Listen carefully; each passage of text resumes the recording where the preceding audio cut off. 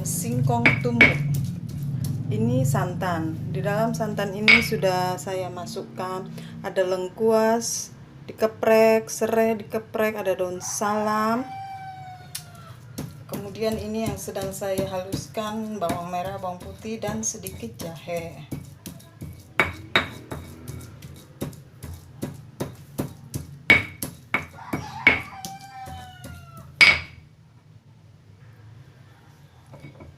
Sudah halus, masukkan ke dalam santan.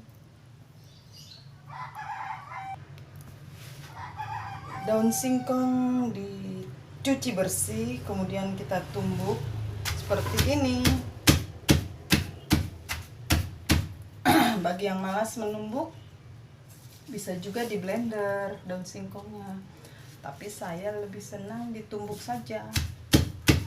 Teksturnya lebih enak nanti kalau sudah matang.